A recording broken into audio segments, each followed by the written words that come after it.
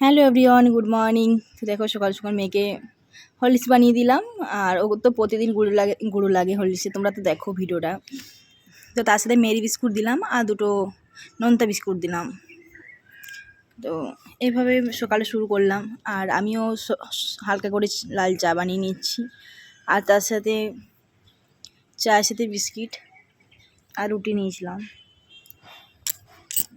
তো এখন বেরিয়ে পড়েছি মাছ কিনতে। তো দেখি কি নেওয়া হয়, কি মাছ।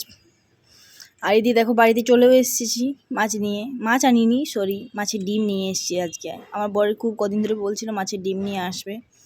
আর এখানে কিন্তু মাছের ডিম অল্প দেয় না, মিনিমাম 500 নিতে হয়, হাফ কেজি।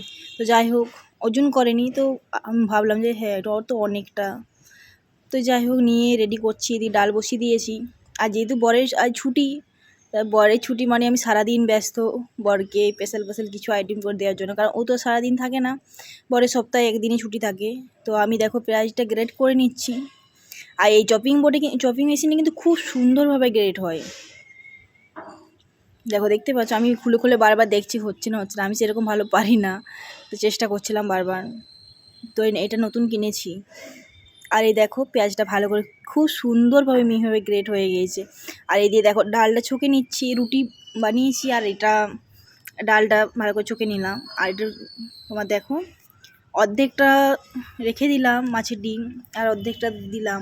আর ওই পেঁয়াজ গ্রেট করাগুলো দিয়ে দিয়েছি, তার মধ্যে আদা বাটা, কাঁচা লঙ্কা, লঙ্কা গুঁড়ো, হলুদ গুঁড়ো, জিরে, ধনে বলছি, জোয়ান, সব একসাথে মিক্স করে দিলাম।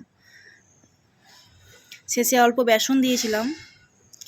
তো ভালো করে চামচ দিয়ে ঘেটে নিচ্ছি। আর ওটা ফার্স্টে আমি হাত দিয়ে চকুটে নিয়েছিলাম, কারণ চামচে করে কিন্তু ওটা যাবে না, ওই জন্য আমি হাত দিয়ে ভালো করে মেখে নিয়েছিলাম। আর ওদেরকে তুলে রেখেছি ভেজে রাখবো বলে। আর এদিকে দেখো ভাত আমার রেডি হয়ে গিয়েছে, চলো ভাতটা নামিয়ে নিই, তারপর বড়াগুলো এক এক করে ভেজে নেব।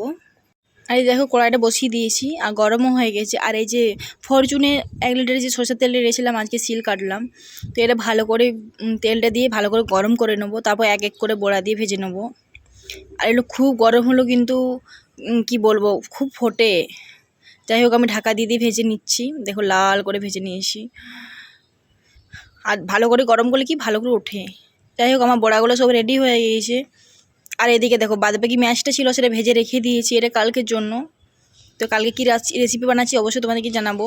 এই দেখো ভাতটা আজকে মানে রাত্রের জন্য ভাত বানিয়ে নিয়েছি একসাথে, কারণ জল ছেঁকে ভাত খাবো রাত্রে। আর আর এটি দেখেও ডিমের বড়া দিয়ে, মাছের ডিমের বড়া দিয়ে তোমার ঝোল বানাচ্ছি, ফার্স্ট টাইম বানালাম।